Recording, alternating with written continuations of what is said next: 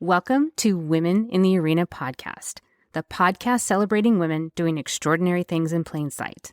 I'm your host, Audra Egan, and our mission is to elevate the value, strength, and resilience each woman brings to the world. Without further delay, let's go ahead and start the show.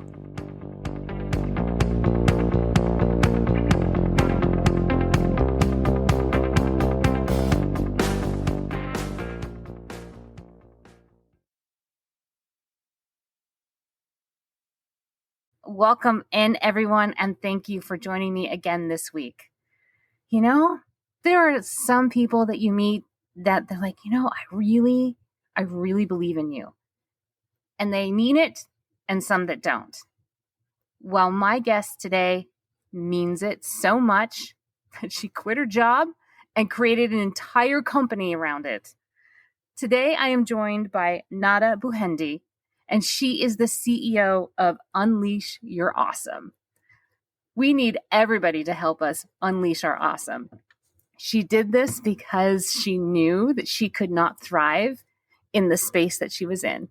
So she created her own. It is my pleasure and my honor to introduce to you Nada. Nada, thank you so much for being here and welcome to the show. Thank you so much, Audra. It's a pleasure being here, and I really believe in what you do as well, giving women a voice and empowering them, and very happy to be here. I am super excited that you're here because you did what a lot of us dream of. You just went, that's it, I'm done. This space is way too small for me. I'm going to go create my own space. And I know that sounds simplistic and in a fairy tale, but it's anything but. So before we jump into what Unleash Your Awesome is and how to help people reinvent themselves and unlocking their own potential, tell us about your story and why it was important for you to make this leap. Wow. I'm in the middle of writing a book, and it is definitely hard to pinpoint the significant moments in my life and describe them in a way where people can see how they led to where I am today. A lot of people probably have seen or have heard of my story of how I quit over text. And that was definitely a pivotal moment for me. But I think where all of this comes from is my childhood. And I had a very difficult childhood. I grew up in the Middle East. I grew up in a very dysfunctional family. And there's no other way to describe this better, but to say that it was kind of like being in a prison for the most part, from a physical sense where I could not make choices, and I lived with I would say, somewhat conservative, family. And what that has it was also a metaphorical prison, because there were all these pressures and expectations of my parents not wanting me to fail, not wanting me to make mistakes, that made me feel very trapped and made me feel like an outsider. I grew up in an environment that was somewhat religious, and I did not buy into the religion, so I felt an outsider from that sense. And then coming to Canada, I felt like I also didn't belong in that world, because despite having lived here for 21 years, people still ask me, where I'm from, and they associate me with being Middle Eastern, even though I'm not able to relate to that culture anymore. So it kind of feels like I don't belong anywhere. It felt that way for most of my life. And a lot of the decisions that I made were based on what my parents felt were right. So going into consulting and going for those high paying roles, going into engineering school, those are things that I realized that I didn't want. And it's what my parents brought me up to believe was the right thing to do. And I pretty much lived my life being disconnected from how I felt and who I was. That's why I say it was a metaphorical prison, because I created the prison for myself. And it was also a physical prison because not a lot of people realize that, and sometimes people judge other people's choices because they feel, well, you could have done this, you could have gone out of the situation. Um, just to give you an example, I was at a point where my father held my passport hostage, and I couldn't even leave the country because of my father. And with the laws, at the time, and I don't know if they've changed, because I was under the age of 18 and I was also a woman, if my father didn't want me to leave the country and go abroad and study, then that's it. There's nothing I can do about it. And so I've been in difficult situations that weren't always by choice, and I had to make the best out of it. So when you're conditioned to feel that way, it makes it very difficult for you to, change your life and go after what you want. And so on that day when I quit over text, it really was a buildup of all of what happened in my life, of being disempowered, of being a female, of feeling like, I couldn't do certain things. And, when I started my business, it was definitely scary, but it was exhilarating as well. And seeing all of my clients' successes, people who achieve miracles in an interesting way, even though I have been the empowerer and the guide throughout the journey, they were teaching moments for me to see that, oh my goodness, what am I complaining about here? Why am I not trying hard enough? I have a client who became an agile mentor, and how he did that was without having a degree and putting himself in self-imposed homelessness by driving a truck and living out of it in order for him to achieve his goal. And when I hear stories like that, I just keep telling myself that there's no excuse. You got to just go after what you want. Well, I'm going to stop you there for a moment because you just told us a whole lot. and I want to make sure that we capture everything because that was a lot. So first of all, you are from a very small country. Yes. Where tell me again where you are from.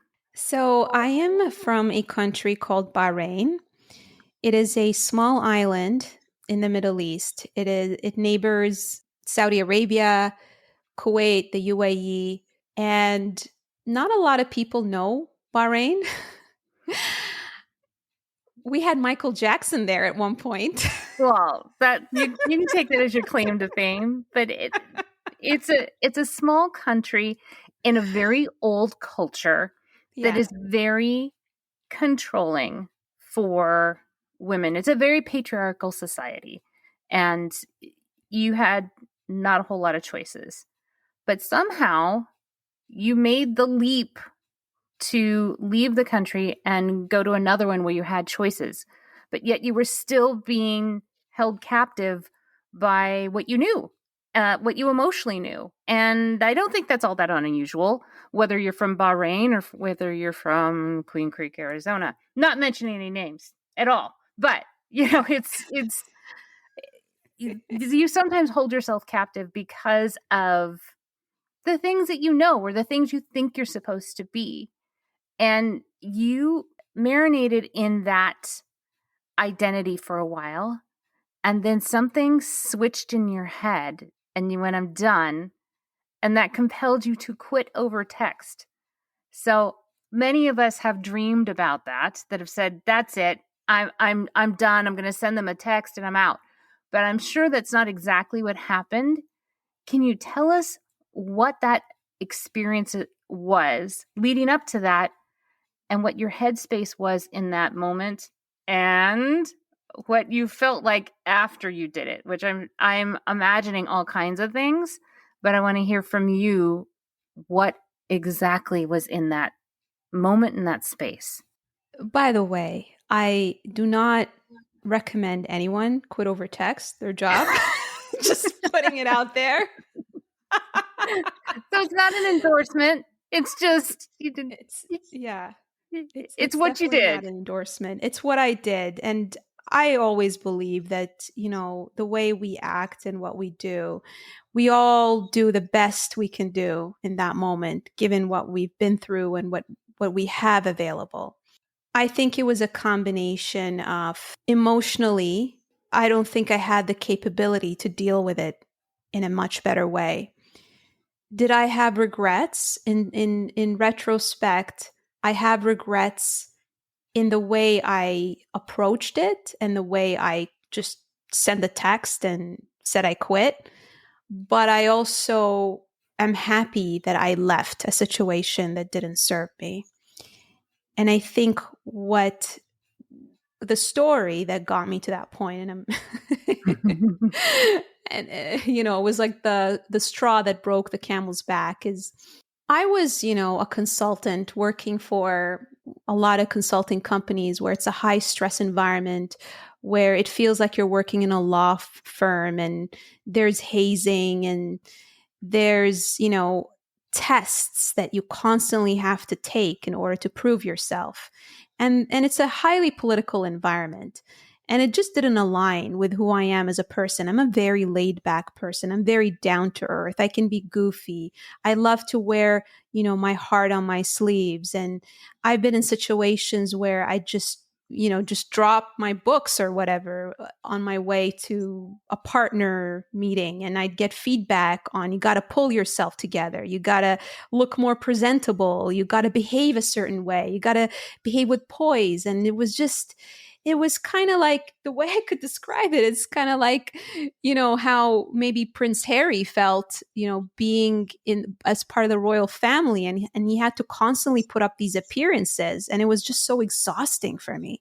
And just the constant travel and the lack of work-life balance, where I had to choose between my career and my health. At one point, I lost half of my pancreas because I was so stressed, Oh and I my was gosh. hospitalized. Yeah, that's not nothing. Half of an organ is gone because of stress. Exactly. And I can tell you that it was stress because I did not have the typical characteristics of someone who goes through pancreatitis. I was not overweight. I was very skinny. I was not an alcoholic. I barely drank alcohol. It just didn't make sense. And so when the doctors were trying to diagnose why that was happening, they could not put their hand on it. And it was just obvious I was stressed. I was stressed. And there are many studies that prove that when you put your body in a lot of stress, you manifest physical illnesses. And so that was eye opening for me. Not to mention that 4 years into consulting with one of the big five, my mom got diagnosed with cancer. And I grew up watching my mom work so hard and put her career first and talk about how, you need to constantly, invest everything into your career. And seeing my role model, who's been pushing hard, collapse in front of me, that was my wake up call. And so all of that build up to that point where I was away, I was trying to get my driver's license, and I came back to the office, and I was an agile coach at the time, and all of my meetings were rescheduled by one of my colleagues, and I just felt so disrespected at that point in time. And that, like I mentioned, was the needle that broke the camel's back. And I just thought to myself, why am I putting all this work, and when I don't feel respected? I should just leave. And so I just sent a text to my boss, and I just said I quit. And he was like, question mark, question mark, question mark, in shock. And he said, "Are you being serious?" in his text. And I said, "Absolutely." I wasn't thinking. I was on autopilot when I was doing that. Because if I Wow. was thinking, I definitely wouldn't have done that. I just went with how I felt. It was a long time coming. It was a buildup from being a child and being imprisoned by rules and my father and dissociating with how I felt. And all of that just came together. And I was like, I'm done. I can't live my life this way anymore. So even though you were physically quitting your job, you were actually saying, I quit all of this. I quit being controlled. I quit feeling not good enough. I quit feeling like I should be something else. I quit. I'm done. I'm done. I can't be somebody else's version of me anymore. 100%. I lived my entire childhood studying. Kids would play in recess. I'd be in the library reading books. I spent all of high school, I don't know, being tutored and preparing for exams, college level exams. And I never for a moment asked myself how I felt about any of this. I just did it. And all the decisions were made through logic in my brain, but not through my emotions. And in that moment, I think maybe a combination of years of therapy and just see life experiences and seeing the people around me suffer and my health suffer just was my wake up call. Something in me just woke up and said, maybe it is time that you do things based on how you feel and not just based on what you've been taught what was right. So you send this text, which even though you said you weren't thinking, you were going on autopilot and it was just straight up emotion, I don't think what you recognize even today, that part of the emotion that you were feeling was bravery. You probably didn't feel really brave at the time, but I'm telling you, sitting in this spot, hearing this story, it is brave. It was hugely brave because you chose yourself for the first time ever in your life in that moment, and you did it in a very dramatic way, even though you said that you don't recommend it and maybe not. But what other choice did you have? You didn't. You had no other choice but to make your Declaration of Independence. So as a result of that, and the partner was like, okay, she's serious. What happened then? I mean, you had this rush of adrenaline, and then reality sits in. So what did that feel like? So eventually, my boss and I got on a call. I remember the question he asked me was, is this really it for you? Because I was here and there, sharing that maybe I should leave or maybe I should be gone. And when he asked me that question, I was terrified because I realized that whatever answer I provide, I had to stick to it and I couldn't change my mind. You can't play games. You can't just be like, you text and you say that you're going to quit and then, go back. That's not how it works. So I remember saying yes. And after I said yes, there was a slight element of fear in me, but it felt like a weight lifted off my shoulders. And I think that was the next question that my boss asked me, like, how did you feel saying that? Do you feel like a weight lifted off your shoulders? And I said, yeah, it does feel that way, but I'm scared. I'm scared I'm not going to be able to find a job. What am I going to do? It was close to Christmas time. No one hires during that period. Not typically, unless it's for retail. Unless you wanted to go, sell soap. Yeah, most organizations during that time, employees go on vacation, there's no client work. It's usually a dead period until, probably mid-January. And I think it was around November when I sent that text. And so we're talking like close to 3 months of unemployment. What did you do during that time? During that 3 months? I mean, no income and nothing but your thoughts and your emotions, likely for the very first time. So you had this 3-month period of space to figure things out. So what did that 3-month period look like? Well, it wasn't rosy, I'll tell you that. When I initially quit, my boss was cheerleading me and basically saying you should have no problem getting another job. I mean, my resume and bio is pretty stellar. I've worked for blue chip organizations. I've done so many things.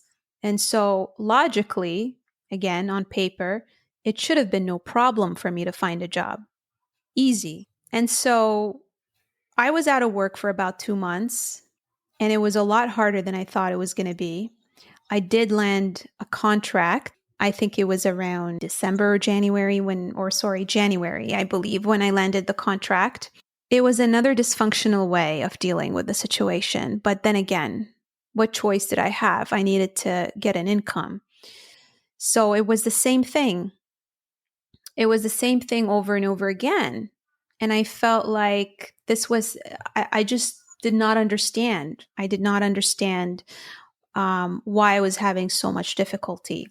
And I think the question that I did not ask myself, or maybe was just too delusional to ask myself, is could it possibly be that the reason that I'm having so much trouble getting a job is because I can't hide the fact that I hate what I do and I have no idea what else to do?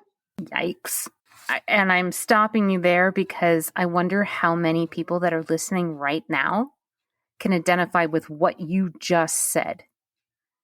Because there comes a point in your life, if you dislike something so much, you don't have to say a word Mm-hmm. and you can see it all over you. You also put forth that energy out there and you deflect against you because you are pushing away what you don't want. Exactly.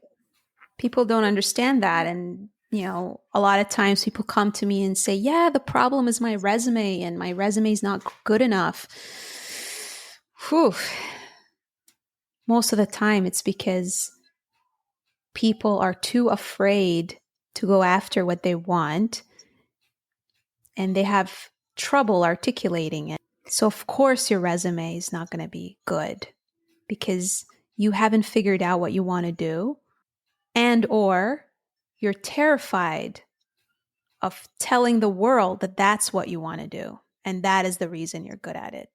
I actually identify with that statement right now because sitting on this side of the microphone, as much as I love it, is terrifying. I'm not kidding. Even though this is one of the joys of my life, it is also super scary doing this every single week because this is not what I'm trained to do. This is not what I'm built to do. This is not my education, but it's something that I love. And it's frightening because you don't want people to be critical of the thing that you love. Yeah. And that's probably why your clients come to you and say, I've got issues. I've got issues and this is it. And you're like, but your issue really isn't what you think it is. Your issue is fear. Your issue is not your issue. So you fast forward, you do this contracting work, and then you decide, I know what I really want to do. And you had this idea of unleashing your awesome. So how did your company Unleashing Your Awesome come about? How did you start? And what has the journey been? So I never thought that I was going to be a career coach. That never crossed my mind, not even for a second. In fact, I worked with a career coach in order to figure out what I wanted to do. We looked at different types of roles like learning consultant, customer experience, trainer, and none of them resonated with me. I knew deep inside that I wanted to start my own business because I have deep entrepreneurial roots. My mom's an entrepreneur. My dad had his own practice. So I knew it had to be something that is owned by me because I've always been a driver and I've always had that business sense. I grew up helping my mom build her business, but I didn't know what it would be. And so I surrendered to the idea of just being an employee. And I think, what happened was, again, I got another push from the universe like, okay, if you're not going to go out of your comfort zone, we're just going to shut everything down so that you do. So, I talk about it a little bit in my origin story that, it was January 3rd is when I got that big push. And that was when in 2020, of course, the world was shutting down, but it was a couple of months before the world even knew that there was a pandemic. I think I may have gotten COVID. I'm pretty sure actually that I did. I was in the hospital and I remember the doctor saying to me that there's a virus going on in China. Maybe that's what you have. They just she didn't have a name for it at that time. So that day when I had a fever and my boyfriend at the time basically packed his bags and left me, and I was unemployed again after my contract. That also gave me another wake up call to go after what I wanted. In my horrible state, I got on a call with my career coach at the time, and I basically said, you know what? My boyfriend left me. I have a high fever. I need to get a job right now and figure out my life. But by the way, I don't love any of the jobs that we've been talking about. And she just looked at me like that with a lot of like worry. Like, Because is she now delirious? Is it the fever? all the processes are out the door. They're all out the door. So how are we going to help her figure out what she wanted? All these exercises that we did, all of that is out the door. She did this meditation exercise with me in the hopes that maybe if we tackle the emotional side, it's going to help. And she walked me through this, meditation, asked me where I imagined myself I would be. I was just so checked out. I couldn't think of anything. And all I could say was that I wanted to be on a beach in Miami. At the time, I was dancing a lot of salsa and bachata, and there's a lot of Latin events there. And so that's all I could visualize.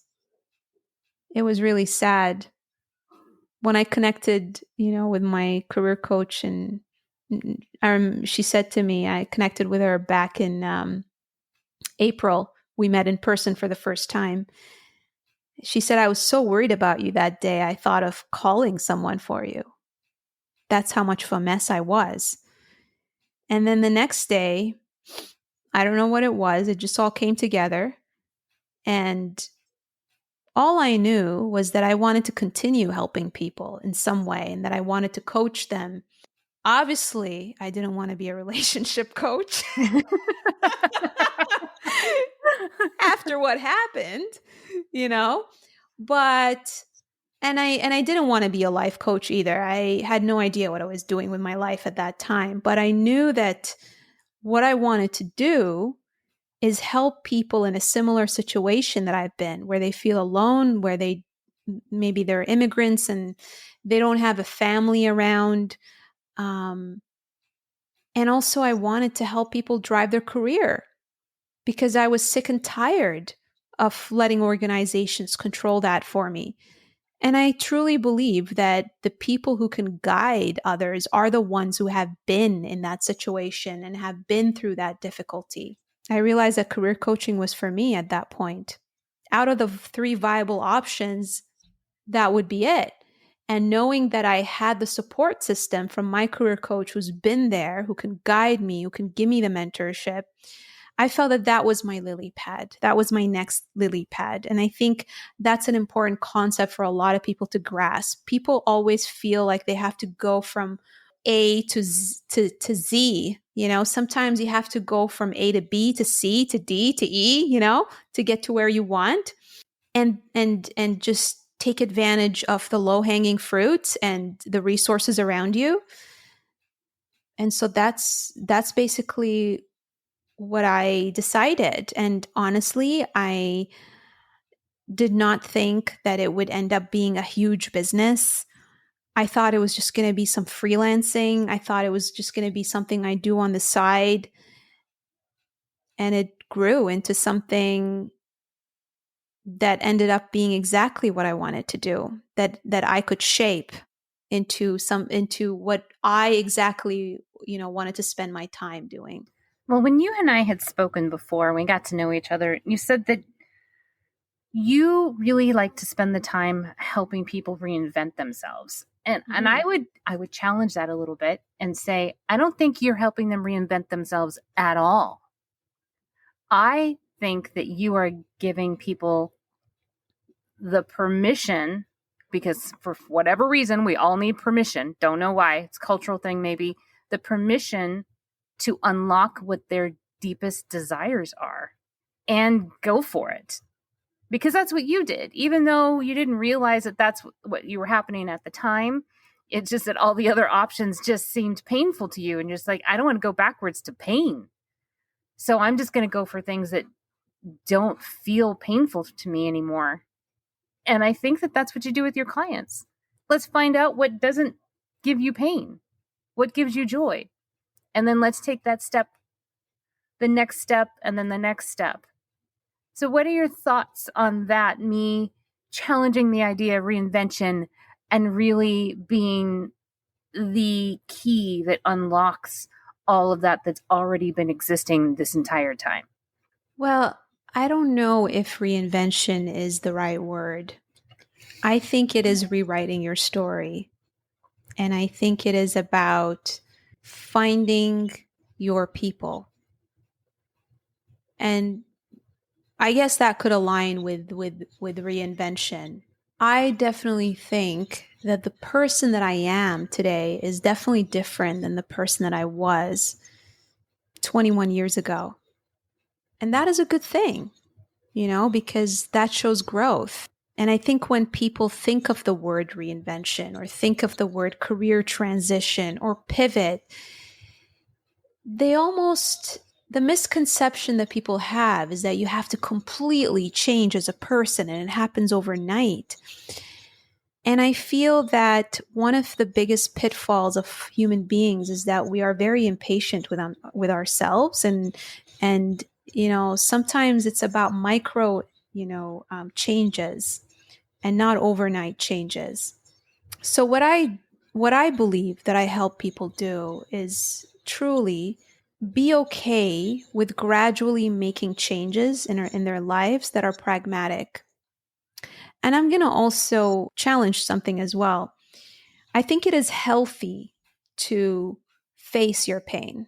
In fact, I think one of my big pitfalls was avoiding pain. No, I agree with you because running from it isn't helping. Mm-hmm. Pretending it doesn't exist doesn't help. But looking at it actually gives you the opportunity to finally heal from it and grow. Absolutely. And I think there's a difference between pain and suffering. So it is not okay to suffer. Suffering is a prolonged state of pain. That is not okay. I was in a prolonged state of pain. I was suffering because I was in the same situation for far too long, and it was impacting me in a way that it was extremely unhealthy. So it is okay to tap into the pain that you're experiencing and use that as a signal, as an indication that you need to change something so that you don't end up in a state of suffering. It's kind of like, well, I'll give you a very clear example with my pancreas. I was experiencing, signs that something was not, right, and I would just go and work out and distract myself and not pay attention to it. And then it just built up to that day where I ended up in the hospital. So I think people sometimes confuse, let me completely avoid pain because I want to be happy all the time. And I never want to be sad and I never want to be in pain, and being in a state of suffering and just basically surrendering to a prolonged state of pain and not doing anything about it, not using it as a learning. It's like saying, don't ever make mistakes. That's not true.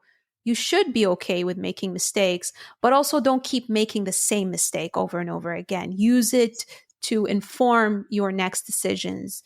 As long as you learn from it, that's okay. If you don't try and make a mistake, you're not going to have the data to basically take action and reframe what you need to do with your life. All of what you just said, I'm going to write down and maybe make signs because that's just tremendous information that I don't think we hear often enough. And you've helped so many people move beyond who they are today to who they want to be. And what I'd love for you to do is share with us a quick story about your favorite experience with a client on their transformation. Oh my God. That's like I know, it's like picking between your your favorite kids. child. I know. I Yes. know. Oh my goodness.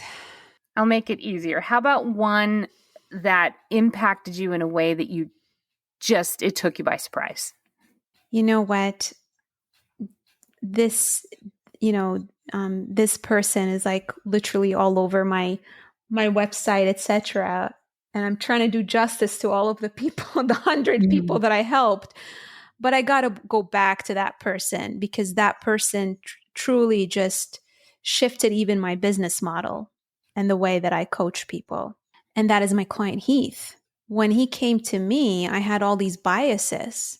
Well, I don't know if he's going to be able to achieve this because he doesn't fit in this box. When him and I started talking and I heard the passion in his voice and the amount of grit that he has and how he put himself into self-imposed, homelessness, driving a truck and just working on a video game in between breaks.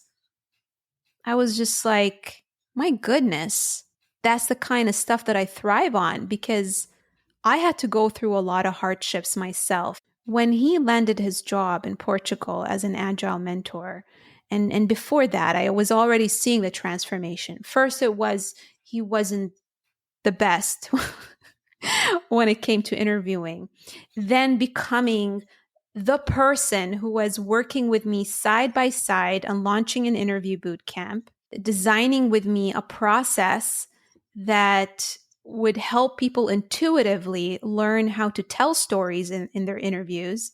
The guy who came to me becomes now sort of like he becomes like a coach in training in a way, in my business. And through him, a whole bunch of people, learn our method and basically end up landing jobs. And that's really huge. And he was a big reason why I got out of my own imposter syndrome and stopped thinking I'm not going to be able to help this person and that person because they don't tick all of the boxes. I don't know if I'm good enough to basically help this person land. And he was the beginnings of me going out of my comfort zone and challenging the status quo. So in many ways, he was the gateway to not only unlocking his own potential, but unlocking yours too. Absolutely. Wow, that is tremendous. That is a tremendous testament to if people just allowed themselves to be who they're supposed to be, what they can accomplish, rather than listening to all the noise on who we should be, rather than what we were born to be. Because everybody was born with gifts, we just don't always use them. 100%. And just stop listening to what people say about how you need to be a certain person in order to achieve that, and how you need these certifications and degrees, and you need to be a certain age, and all of that stuff. It's just so unhealthy and it just infuriates me whenever I hear it, whenever I come across it. Because none of it's real. No, it's not. And what happens is people end up hiding behind methods that just don't make sense. They run after fads, kind of like how people, decide to go on a water diet or whatever to lose weight. The equivalent of that in my industry is stuffing a whole bunch of keywords because they think they can hack the system and there's magical bots. I mean, it's a lot easier to believe that than face your pain. Yeah, totally. Actually, it's a lot easier to just whatever buy into a bot rejecting you than realize that you're the one who's imprisoning yourself. That is such a powerful statement that you just said, that how many of us actually imprison ourselves in our realities. And I'm looking at the time and I can't believe that we have been speaking for almost an hour, because I could speak to you forever. And I know that we have lots of people listening right now that could definitely use your guidance, maybe use your advice, even just have a conversation with you to give them the encouragement to take a leap and make micro changes in their lives that lead to big changes, because I am a firm believer that little changes lead up to big steps, how would they connect with you if they wanted to do any or all of the above? There is an initiative that I'm starting that's near and dear to my heart, and I call it the $5 a month community. I know that there are people out there who may be in a situation that is financially difficult for them to get help. And I've been in that situation myself where I was dead broke and really needed coaching, but was debating if I should put myself in further debt or if I had a runway before I get the result. In that community, what I do is I share all of my knowledge, all of my resources, my entire curriculum, which I filmed professionally and has my client success stories, case studies, methods, storytelling, how to write your resume, all of that. Available along with weekly live sessions. That's definitely an option. I can share that so you can provide it in the resources. There's also my website, nadabuhendi.com, where people can check out if they need accelerated help and want to work more closely with me on a more one-on-one basis. And that's also definitely an opportunity. And, my team and I are very big on treating everyone with care rather than a number. That's one of our business values. So we love to take the time to chat with people, understand their pain points, and provide a complimentary career diagnosis. So those are, some of the options there. My community is amazing. All of, the people who landed jobs, more than 100, still, reside in this community. And the concept that I have built and created is when people land jobs, they stay in the community and they pay it forward so that other people can learn from them. So in a way, people get more than 100 mentors. And then one day they become mentors. So that's the beautiful thing about what I've built. And I feel very proud of that. Definitely. And you should be, because you are changing lives, and those lives will go change other lives. And each of these little steps helps change the world. Absolutely. I mean, and isn't that the goal? Yeah, we just, all we want to do is just create happiness in the workplace, which translates to happiness in so many aspects. I can truly say that finding my sweet spot as a career coach and doing what I love and building products that help people learn and benefit them has transformed every aspect of my life, whether it's my health, whether it's my relationships, whether it's my happiness. It's all connected. So I want the same for others. Well, thank you for finding the way to yourself and unlocking all of that potential and joy, so then you can translate it to helping others.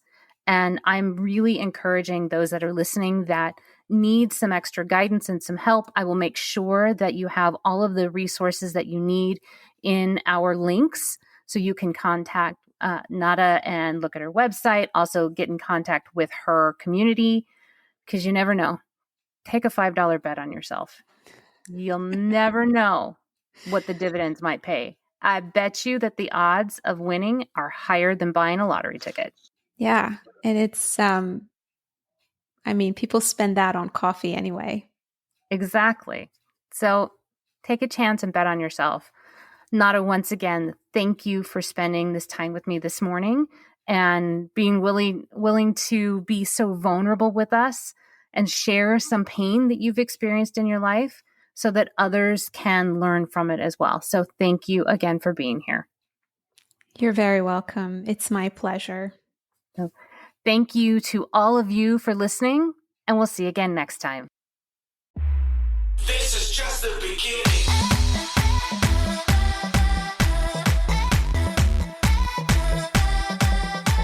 That's our show.